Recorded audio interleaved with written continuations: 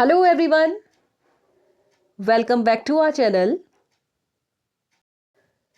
तो कैसे हैं आप लोग? आई होप आप सभी अच्छे होंगे और प्रिपरेशन आपकी बहुत बेहतर चल रही होगी। तो आज एलटी पेडागोगी जो आपका यूनिट 3 है उससे रिलेटेड कुछ टॉपिकों के बारे में बात करेंगे। ठीक है, तो बेसिकली आज बात कर रहे हैं यूनिट 3 के ऊपर। ठीक है, यूनिट 3 के अंदर जो आपके टॉपिक्स हैं, जिसके अंदर काफ़ी सारे टॉपिक्स आपके हैं। एक आपका है ईमेल, ईमेल के बारे में बात करेंगे आज। साथ ही साथ बात करेंगे इंटरनेट के बारे में, और इसके साथ ही साथ हम बात करेंगे कि हमारी वेबसाइट्स क्या होती हैं। वेबसाइट्स हमारे उसमें एक टॉपिक आपका दिया गया है, और साथ ही साथ एक और बात करेंगे इसमें कि भाई इनके साथ साथ आपकी जो टेली कॉन्फ्रेंसिंग है, ये टेली कॉन्फ्रेंसिंग शब्द क्या है और भाई क्या होता है ये टेली कॉन्फ्रेंसिंग आखिर। ठीक है, तो इन सारी चीज़ों के बारे में आज बात करेंगे बेसिकली। ठीक है, तो टेली कॉन्फ्रेंसिंग वगैरह ये सारी चीज़ें मैं आपको क्या करूँगी, थोड़ा बहुत एक्सप्लेन करूँगी। आप लोग नोट्स वगैरह भी बना सकते हैं। ठीक है, तो बढ़ते हैं आगे। तो बात करते हैं ईमेल के बारे में। तो याद रखिएगा, ईमेल जो एक शब्द है ये खोजा था रे टॉमिल्सन ने। ठीक है, ईमेल खोजा गया था इन्होंने। और साथ ही साथ अगर बात करें इसके बारे में, तो इसका फुल फॉर्म जो होता है वो होता है इलेक्ट्रॉनिक मेल। ठीक है, internet can be use to send and receive electronic messages. Internet का प्रयोग किया जा सकता है इलेक्ट्रॉनिक जो मैसेजेस होते हैं उनको भेजने के लिए भी, और आप कह सकते हैं पाने के लिए भी। ठीक है, और दूसरा है इसका फुल फॉर्म इलेक्ट्रॉनिक मेल है। एक ईमेल पते में दो मुख्य भाग होते हैं। ठीक है, कि ईमेल एड्रेस में दो मेन आप कह सकते हैं पार्ट्स होते हैं, जिसमें से कि एक होता है यूजर नेम और दूसरा होता है द डोमेन सर्वर। ठीक है, और साथ ही साथ बीच में एट द रेट क्या होता है इनके लगा होता है। जैसे कि सपोज दैट आपका नाम कुछ भी हो सकता है, जैसे आपका नाम है सपोज दैट रेखा, तो रेखा कुमारी @gmail.com। इस तरीके से क्या हो सकता है उसका, एक तरीके से आप कह सकते हैं जो ईमेल एड्रेस है इस तरीके से हो सकता है। आगे नाम होगा और बीच में @ होगा और पीछे से gmail.com या इस तरीके से कुछ कनेक्ट करते हुए। ठीक है, तो जैसा कि आप लोग देख पा रहे हैं, रेखा कुमारी @gmail.com इस तरीके से क्या हो सकता है, आप कह सकते हैं ईमेल एड्रेस हो सकता है। ठीक है, तो अब बात कर लेते हैं ईमेल से रिलेटेड कुछ प्रश्नों की। तो हम टॉपिक पढ़ेंगे फिर प्रश्न करेंगे, इस तरीके से आज पढ़ाने का तरीका रहेगा।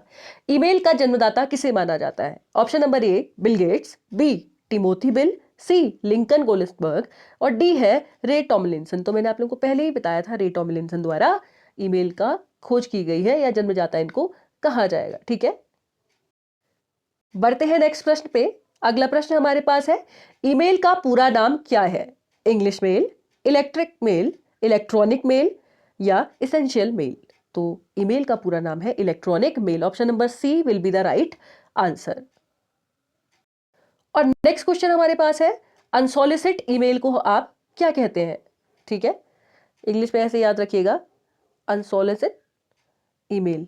ठीक है, इसको हम क्या कहते हैं? तो ये स्पैम होता है। ठीक है, इसका आंसर हो जाएगा न्यूज़ ग्रुप, यूजनेट या फ्लेमिंग नहीं, इसे स्पैम कहा जाता है। ठीक है, spam will be the right answer. Option number D, नहीं ई। ठीक है, ई क्या हो जाएगा हमारा राइट आंसर हो जाएगा। नेक्स्ट क्वेश्चन, ईमेल का वह भाग जिसमें वास्तविक सामग्री होती है उसको क्या कहा जाता है?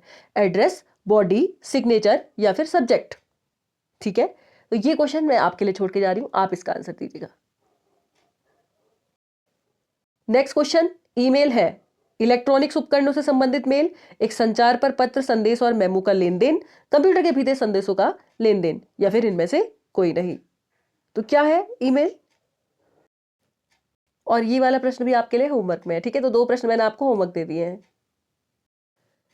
अब नेक्स्ट प्रश्न आपके पास है कि इनमें से किस कंट्री में ईमेल इन्वेंट हुआ था या खोजा गया था? स्पेन, कनाडा, नॉर्वे या फिर ऑप्शन नंबर डी आपके पास है America?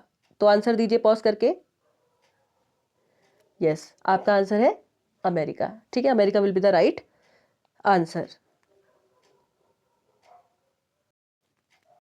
Next question, in email which word describe the content of the message?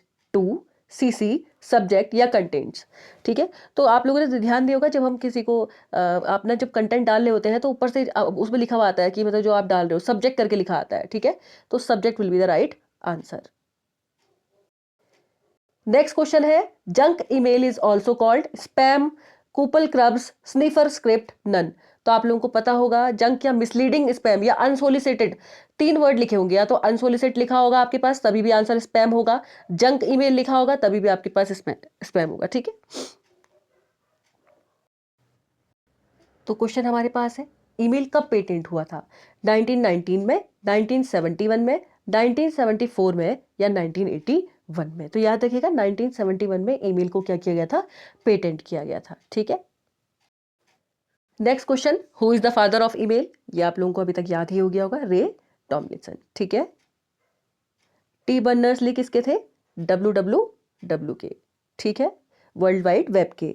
और चार्ल्स बेबेज तो आपको पता ही है, ठीक है, कंप्यूटर का जनक इन्हें माना जाता है। नेक्स्ट प्रश्न हमारे पास है, आपको एक ईमेल प्राप्त होता है जिसे आप नहीं जानते हैं, तो आपको क्या करना चाहिए? इसे सीधा पुलिस को भेजना चाहिए, बिना खोले इसे मिटा देना चाहिए, खोलकर आप उन्हें नहीं जानते हैं बताते हुए उसका उत्तर देना चाहिए, या उत्तर देकर उसकी व्यक्तिगत जानकारी मांगनी चाहिए? तो ये कुछ थोड़ा हटके क्वेश्चन है, इसलिए ध्यान दीजिएगा इसका आंसर। तो बिना खोले इसे मिटा देना चाहिए, मतलब आपको बिना खोले क्या कर देना चाहिए? उसे एकदम से डिलीट कर देना चाहिए। ठीक है, क्योंकि स्पैम भी हो सकता है, किसी भी तरीके का हो सकता है जो आपके डेटा को नुकसान पहुंचा सकता है। तो बताइए, ईमेल क्या है? एक इंटरनेट स्टैंडर्ड जो यूजर को फाइल्स अपलोड और डाउनलोड करने देता है। एक ऑनलाइन एरिया जिसमें यूजर किसी खास विषय के बारे में लिखित रूप से चर्चा करता है। कंप्यूटर नेटवर्क के माध्यम से संदेशों तथा फाइलों का ट्रांसमिशन, या एक रियल टाइम टाइड कन्वेंशन। ठीक है, तो ये क्या है? सी। कंप्यूटर नेटवर्क माध्यम से आप क्या कर सकते हैं? संदेशों तथा फाइलों को इधर उधर क्या कर सकते हैं? भेज सकते हैं। ठीक है। एक ईमेल एड्रेस में सामान्यतः एक यूजर आईडी और उसके बाद डैश का चिन्ह और उस ईमेल सर्वर का नाम होता है जो यूजर के इलेक्ट्रॉनिक पोस्ट बॉक्स का प्रबंधन करता है। ये क्या होता है? @ हैज, एंड और स्टार, किसका साइन होता है? तो आई होप आप लोगों को पता होगा, जैसे आपकी आईडी किसी भी तरीके की हो सकती है ना, तो आपकी जो आईडी है उसके बीच में क्या लगता है भाई? @ लगा होता है ना, @gmail.com कहते हैं ना हम, तो ये @ का साइन होता है बीच में। ठीक है, option number A will be the right answer. Next प्रश्न, ईमेल पते के दो भाग कौन से हैं? यूजर नाम और गली का नाम, विधिक नाम और फोन नंबर, इनिशियल और पासवर्ड, या यूजर नाम और डोमेन नाम? तो ये तो आप लोगों को पता ही होगा, user name and domain name. मैंने आपको बताया भी था शुरुआत में, दो हिस्से होते हैं, यूजर नेम और डोमेन नेम। ठीक है, बढ़ते हैं नेक्स्ट प्रश्न पे। अब बढ़ते हैं अपने नेक्स्ट टॉपिक, इंटरनेट पे। इंटरनेट बेसिकली है क्या? तो इंटरनेट आपका एक तरीके से कंप्यूटर नेटवर्क है वैश्विक प्रणाली पे। ठीक है, यानी कि कहने का मतलब ये global system of interconnected computer networks, जो कंप्यूटर नेटवर्क से आपस में एक दूसरे से कैसे जुड़े होंगे उसका ग्लोबल नेटवर्क। ठीक है, और याद रखिएगा इंटरनेट जो होता है वो टीसीपी या आईपी प्रोटोकॉल क्या करता है? लेता है। टीसीपी आईपी का मतलब ये होता है ट्रांसमिशन कंट्रोल प्रोटोकॉल या इंटरनेट प्रोटोकॉल, इसका फुल फॉर्म है। ठीक है, दुनिया भर में कई अरब उपकरणों को जोड़ने के लिए मानक प्रोटोकॉल सूत्र बनाया गया है, जो कि क्या है? TCP IP. सुपर नेटवर्क के रूप से भी इसे जाना जाता है, किसे? इंटरनेट को। ठीक है, क्योंकि बहुत सारे नेटवर्क का कॉम्बिनेशन है ना। साथ ही साथ इंटरनेट कनेक्टिविटी, इंटरनेट सेवा प्रदाताओं जैसे कि बीएसएनएल, एयरटेल प्रोवाइडर्स, जो आपके रिलायंस है, ये सभी क्या है? आप लोगों ने देखा होगा, चाहे वाईफाई के तौर पे देख लीजिए, चाहे बीएसएनएल, मतलब वैसे नेट की सुविधा के तौर पे देख लीजिए, बीएसएनएल प्रोवाइड करता है, एयरटेल हो गया, रिलायंस हो गया, है ना। अभी आपका वीआई भी है, अलग अलग तरीके की। ये क्या है? आप कह सकते हैं बहुत सारे नेटवर्क को एक साथ जोड़ने का कार्य करते हैं। ठीक है, अब थोड़ा सा जान लेते हैं कि 1983 में, 1983 में सबसे पहले क्या हुआ था? टीसीपी आईपी जो आपका प्रोटोकॉल था ना, उसे एक तरीके से आप कह सकते हैं मानक संचार पद्धति बन गई थी वो। किसके लिए? जैसे अर्पानेट आपने एक सुना होगा, ठीक है, इसके थ्रू ध्यान दीजिएगा। टीसीपी आईपी प्रोटोकॉल दोबारा से बता दे रही हूँ, इंटरनेट में यूज होने वाले प्रोटोकॉल है, ट्रांसमिशन कंट्रोल प्रोटोकॉल या इंटरनेट प्रोटोकॉल इनका फुल फॉर्म है। ठीक है, 1983 में ये क्या बनाया था? एक तरीके से मानक स्तर घोषित कर दिया था। ठीक है, ARPANET जब हमने यूज किया था फर्स्ट टाइम, उसके लिए। इसके बाद 1989 में आपका WWW, world wide web consortium हम कह सकते हैं, और आप लोगों को अच्छे से याद भी होगा, टी बर्नर्स ली ने WWW की खोज की थी, जो क्योंकि 2.0 वेब 2.0 हमारे सिलेबस में है, तो कहीं ना कहीं वो भी हमारे लिए इंपॉर्टेंट हो जाता है। डार्सी डिनूची, ये सब मैंने आपको पढ़ाया था। तो 1990 से 91 में फर्स्ट वेब ब्राउजर, जिसको कि क्या कहा गया? कॉल्ड वर्ल्ड वाइड वेब, जो कि टिम बर्नर्स ली ने बनाया था। याद करिए लीजिएगा। 1889 में WWWC, world wide web consortium का एक तरीके से कह सकते हैं आप निर्माण हुआ था। साथ ही साथ 1990 से 91 के बीच में क्या बना था? फर्स्ट वेब ब्राउजर बना था। फर्स्ट वेब ब्राउजर का नाम क्या है? WWW। और याद रखिएगा 1995 में internet launched in India by BSNL. ठीक है। इंडिया में इंटरनेट की शुरुआत कर दी गई थी 1995 में, ठीक है, बीएसएनएल के द्वारा। ये बीएसएनएल नहीं है, बीएसएनएल भारतीय संचार है, बीएसएनएल क्या है कमेंट सेक्शन में कमेंट करके बताइएगा, ठीक है। क्या विदेश संचार निगम लिमिटेड तो नहीं है, बताइएगा। बढ़ते हैं आगे। आई होप यहाँ तक आपको चीज़ें बिल्कुल एकदम क्लियर हो गई हो, कोई कंफ्यूजन इसमें ना बना हो इंटरनेट के बारे में, ठीक है। इंटरनेट क्या है, नेटवर्क का नेटवर्क है, बहुत सारे नेटवर्क को जोड़ के इंटरनेट हम बना सकते हैं, ठीक है, ठीक है। साथ ही साथ इसमें हम यूज़ करते हैं टीसीपी आईपी प्रोटोकॉल, आपका इसमें यूज़ होता है, ट्रांसमिशन कंट्रोल प्रोटोकॉल या इंटरनेट प्रोटोकॉल। साथ ही साथ इंटरनेट के माध्यम से शिक्षा में कहाँ यूज़ हो सकता है इंटरनेट का, इंटरनेट के माध्यम से आप कोई चीज़ आज के ज़माने में इंटरनेट के माध्यम से कितनी सारी चीज़ें हो सकती है, ध्यान से सुनिएगा आप, ठीक है। इंटरनेट के माध्यम से हम, साथ ही साथ एक और चीज़, 1971 में ईमेल खोजा गया था रे टॉमिल्सन के द्वारा, ठीक है। आई होप यहाँ तक चीज़ें एकदम क्लियर हो रही हो।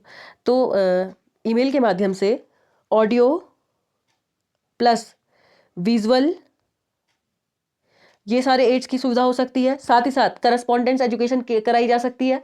साथ ही साथ आप लोगों ने देखा होगा बहुत सारी अभी जितनी भी सारी रिसर्चेस हो रही है, जो बच्चा घर बैठे उसको घर बैठे रियल टाइम क्या कर सकता है, वो इंटरेक्शन कर सकता है, ठीक है। ये सारी सुविधाएं क्या है, इंटरनेट के माध्यम से एजुकेशन सिस्टम में प्रोवाइड कराई जा सकती हैं। बात करते हैं आगे नेक्स्ट टॉपिक में बढ़ने से पहले अब थोड़े से हम क्या करते हैं, एमसीक्यू भी देख लेते हैं यहाँ पे इंटरनेट से रिलेटेड। क्वेश्चन है डिफाइन द टर्म इंटरनेट, यानी कि जो इंटरनेट शब्द है इसे डिफाइन करिए। अ सिंगल नेटवर्क, आप खुद ब्रेन लगा के आंसर दीजिएगा, ठीक है, खुद समझिएगा चीजों को। A vast collection of different networks, interconnection of local area networks, या नन ऑफ दीज। तो देखिए खाली लोकल एरिया नेटवर्क्स के बारे में तो हमने कोई बात ही नहीं करी। जो नेटवर्क्स होते हैं वो तो अलग अलग तरीके से हो सकते हैं, है ना। लोकल एरिया नेटवर्क होता है, वाइड एरिया नेटवर्क होता है, इसके बारे में हमने कोई बात नहीं करी अभी। अब हम कह सकते हैं खाली सिंगल नेटवर्क है, मैंने आप लोगों को बताया बहुत सारे नेटवर्क से मिलकर जब एक नेटवर्क बनता है वो है इंटरनेट। बहुत सारे नेटवर्क आप कह सकते हैं उसमें मिक्स होते हैं और अलग अलग तरीके से उनमें प्रोसेसिंग हो रही होती है। A vast collection of different networks क्या है, इंटरनेट है। आई होप यहां तक चीजें आपको क्लियर हो रही हो। इंटरनेट अलग चीज है, इंट्रानेट अलग चीज है, इनको मिक्स मत कीजिएगा आपस में, ठीक है। What is medium for sharing data between two computer, आखिरकार माध्यम क्या होता है दो कंप्यूटर के बीच में, अगर आपको पास जो डेटा है अगर उसको आपको एक दूसरे को भेजना है। नेटवर्क, इंटीग्रेटेड सिस्टम, ग्रुपिंग या लाइब्रेरी। देखिए लाइब्रेरी तो यहाँ पे आती ही नहीं है, ग्रुपिंग से रिलेटेड भी कोई बात नहीं है, और ये इंटीग्रेटेड सिस्टम नहीं होता है। आपको चाहिए होता है नेटवर्क, एक नेटवर्क के थ्रू दूसरे नेटवर्क में आप लोग क्या करते हैं, अपना डेटा शेयर करते हैं। जैसे यहाँ पे एक बंदा था, वो कोई यहाँ पे कोई बैठा था और अपने लैपटॉप में वो काम कर रहा था, और यहाँ पे कोई दूसरा पर्सन है वो अपने लैपटॉप में काम कर रहा है, तो इसने इसको कोई चीज़ सेंड करी, ठीक है। तो bye means of network, suppose that इसके उसमें इन्होंने क्या करा था, जियो का नेट ये यूज़ करते थे, तो ये इन्होंने अपना नेट यूज़ करा। इसी तरीके से ये भी हो सकता है एयरटेल का यूज़ करते हो या किसी भी तरीके का यूज़ करते हो। तो यहाँ से यहाँ वो मैसेज गया, अब उन्होंने देखा हाँ यहाँ पे मुझे मैसेज पहुँच गया, अब वो क्या करेंगे, फर्दर इस पर काम करेंगे, ठीक है। याद रखिएगा नेटवर्क के थ्रू ये सारा काम होता है, ठीक है। अगर आपके फ़ोन में नेटवर्क नहीं होता तो ना आप फ़ोन में बात कर सकते हैं, ना अगर आपको किसी ने मेल भी भेजा हो ना आपको मेल प्राप्त होगा। क्यों? क्योंकि आपका नेट प्रॉपर्ली काम नहीं कर रहा है। तो नेट प्रॉपर्ली काम करेगा तो आप हर तरीके की चीज़ें, चाहे वो ऑडियो हो, वीडियो हो, टेली कॉन्फ्रेंसिंग्स वगैरह हो, कुछ भी हो, ठीक है। टेली कॉन्फ्रेंसिंग के अगर अंदर बहुत सारी चीज़ें आती है, अभी बात करेंगे उस पर, ये सारी चीज़ें क्या कर पाएगा, यूज़ कर पाएगा। आई होप आप लोगों को चीज़ें एकदम क्लियर हो रही हो, ठीक है। यहाँ तक एक और महत्वपूर्ण चीज मैं आपको बताते हुए चलूँ, विंट फादर ऑफ आपका इंटरनेट किसे कहते हैं, ठीक है, मतलब इंटरनेट के पिता आप कह सकते हैं, तो विंट सर्फ को कहते हैं, विंट सर्फ, ठीक है, इनका नाम है। विंट सर्फ को कहते हैं, याद रखिएगा, ये बहुत इंपॉर्टेंट लाइन है, ठीक है। विंट सर्फ को क्या कहते हैं, फादर ऑफ कंप्यूटर, ठीक है, याद रखिएगा, विंट सर्फ, ठीक है। आगे बढ़ते हैं, बात करते हैं नेक्स्ट टॉपिक के बारे में। अगला टॉपिक हमारे पास है आपका वेब पेज, ठीक है, कि वेब पेज आखिरकार होते क्या हैं, ये किस लिए काम आते हैं, ये सारी चीज़ों के बारे में बात करेंगे। The electronic pages seen on the internet are called web pages, ठीक है। इंटरनेट पर देखे जाने वाले इलेक्ट्रॉनिक पेजों को वेब पेज कहा जाता है। Many web pages linked with each other combine to form a website. आप कह सकते हैं बहुत सारे वेब पेज जब एक साथ जुड़ते हैं तो उनसे क्या बनती है, आपकी मिलकर वेबसाइट बन जाती है, ठीक है। Web page can be written in the language which is known as HTML। Web page को एक भाषा में लिखा जा सकता है, और किस भाषा में लिखा जा सकता है, HTML। इसका फुल फॉर्म भी याद रखिएगा, हाइपर टेक्स्ट मार्कअप लैंग्वेज के रूप में इसे क्या करा सकता है, HTML का फुल फॉर्म है, ठीक है। लिखा जा सकता है वेब पेज को। तो वेब पेज ध्यान दीजिएगा, वेब पेजेस क्या होते हैं, जनरली इलेक्ट्रॉनिक जो पेजेस होते हैं जो कि इंटरनेट की मदद से बनाए जाते हैं उन्हें वेब पेज कहते हैं। वेब पेजों के मिलने से ही वेबसाइट आपकी बनती है, ठीक है। वेब पेज, बहुत सारे वेब पेज जुड़ते जाते हैं तो वेबसाइट बन जाती है। इसके बाद एक प्रोटोकॉल होता है हाइपर टेक्स्ट ट्रांसफर प्रोटोकॉल। ये क्या है, is use to transmit and receive the web pages. आपको अगर वेब पेजेस लेने हैं, प्राप्त करने हैं, तब के लिए भी इसको यूज़ किया जाता है और भेजने के लिए भी, ठीक है। किसे, HTTP hyper text transfer protocol को, ठीक है। आई होप यहाँ तक आपको चीज़ें एकदम क्लियर हो। एक और क्वेश्चन हमारे पास इंटरनेट से रिलेटेड कि who supported the early development of the internet. शुरुआत में इंटरनेट का जो डेवलपमेंट था वो किसने इसको सपोर्ट किया था? क्या बिल रोजर्स थे, बिल गेट्स थे, माइक्रोसॉफ्ट था या ARPANET था? तो याद रखिएगा, बिल गेट्स ने ऐसा कुछ नहीं बोला है, ना ही बिल रोजर्स ने बोला है। और माइक्रोसॉफ्ट ने बहुत सारे काम किए हैं, जैसे कि आप लोग देखते ही हैं, माइक्रोसॉफ्ट एक्सेल हो गया, वर्ल्ड हो गया, ये सारी चीज़ें हम यूज़ करते हैं। आपके सिलेबस में PPT वगैरह ये सारी चीज़ें भी इन्होंने डाली हुई है इवन, लेकिन इन्होंने ऐसा कुछ नहीं किया था। सबसे शुरुआत में ARPANET ही क्या था आपका यूज़ में आया था, जो ठीक है सपोर्ट किया था अर्ली डेवलपमेंट ऑफ इंटरनेट को। साथ ही साथ एक क्वेश्चन और पेपर में आता है कि इंटरनेट को और किस नाम से जाना जाता है, ठीक है। तो इंटरनेट को आपका नेट नाम से भी जाना जाता है, ये भी याद रखेंगे, महत्वपूर्ण क्वेश्चन हो सकता है पेपर के लिए, ठीक है। ये the internet also called net, ठीक है। नेट नाम से भी इंटरनेट को क्या करा जाता है, जाना जाता है, ठीक है, याद रखिएगा। अब जाते जाते आप लोगों को टेली कॉन्फ्रेंसिंग के बारे में कुछ बता जाती हूँ। तो कॉन्फ्रेंसिंग जो होती है, अगर ध्यान दीजिएगा, कॉन्फ्रेंस अगर टेलीफोन के जरिए हो, मतलब ऐसी कॉन्फ्रेंस जो वाया टेलीफोन होती है, उसे टेली कॉन्फ्रेंसिंग कहते हैं, ठीक है। साथ ही साथ ये जो टेली कॉन्फ्रेंसिंग आपकी होती है, ये क्या मतलब, आप कह सकते हैं कि बहुत सारे पार्टिसिपेंट इसमें एक साथ इन्वॉल्व हो सकते हैं, ठीक है। जनरली ये कहाँ की जाती है, कहाँ यूज़फुल है, आप लोगों ने देखा होगा ना, रिमोट टीम्स जो होती हैं जनरली, मतलब कह सकते हैं एक ऑर्गेनाइजेशन है, उसमें आप देखिए कुछ इलाके क्या होते हैं या कुछ लोग क्या होते हैं, रिमोट जगह से होते हैं, ठीक है। तो वो क्या करते हैं, कम्युनिकेट करने के लिए इसे यूज़ करते हैं, ठीक है, टेली कॉन्फ्रेंसिंग को। टेली कॉन्फ्रेंसिंग का एजुकेशन में क्या यूज़ हो सकता है, आप कह सकते हैं वीडियो हो गया, ऑडियो कॉन्फ्रेंसिंग हो गई, इसके अंतर्गत चीज़ें आती हैं, वीडियो कॉन्फ्रेंसिंग, ऑडियो कॉन्फ्रेंसिंग, ये सारी चीज़ें, ठीक है। और हमारी टेली कॉन्फ्रेंसिंग एजुकेशन में कैसे यूज़ हो सकती है, आप कह सकते हैं एक तरीके से देखिए, इंटरनेट जो है एक तरीके से टाइम भी बचाता है, इंसान का टाइम बचाता है, टाइम बचाने के लिए बेनिफिशियल है। साथ ही साथ आपका और किस काम आ सकती है, बहुत सारे ऐसे प्रोफेशनल डेवलपमेंट के जो कोर्स होते हैं वो क्या कर सकते हैं, जिसमें सर्टिफिकेट लेवल के जो कोर्स होते हैं आजकल ऑनलाइन ज़्यादा होने लगे हैं। साथ ही ये रेमेडियल लर्निंग के भी काम आ सकती है, ठीक है। और मतलब गाइडेंस एंड काउंसलिंग के फॉर्म में भी as a useful core content हो सकता है क्या, टेली कॉन्फ्रेंसिंग, ठीक है। तो कैसी लगी आज की ये वीडियो, आपको कमेंट सेक्शन में कमेंट करके ज़रूर बताइएगा। अगर अच्छी लगी हो, यूज़फुल लगी हो, तो लाइक शेयर कमेंट और सब्सक्राइब ज़रूर कीजिएगा। साथ ही साथ याद रखिएगा, टेली कॉन्फ्रेंसिंग में ये जो वर्ड है टेली, इसका यहाँ पे मीन होता है, टेली जो शब्द है हमारा, टेली का मतलब हमारा होता है डिस्टेंस से, ठीक है, दूरी से होता है टेली का मतलब, ठीक है, याद रखिएगा। और कॉन्फ्रेंस जो हमारा वर्ड है उसका मतलब होता है कंसल्टेशन से, डिस्कशन से, ठीक है। तो दूर रहते हुए भी अगर आप इजीली डिस्कशन कर पा रहे हैं तो ये क्या है, टेली कॉन्फ्रेंसिंग। तो जाते जाते अब हम अब आपके सामने तो नहीं है ना, लेकिन फिर भी हम लोग आपस में एक डिस्कशन कर पा रहे हैं। आप अगर हम कुछ बोल रहे हैं, आप तो अगर आप सपोज कनेक्ट कर पा रहे हैं, ये भी क्या है, एक तरीके की टेली कॉन्फ्रेंसिंग है, ठीक है। मतलब एज अ ऑडियो कॉल भी टेली कॉन्फ्रेंसिंग होती है, ठीक है। तो कैसी लगी वीडियो ज़रूर बताइएगा। अगर पसंद आई हो तो लाइक शेयर कमेंट सब्सक्राइब जरूर कीजिएगा। Thank you.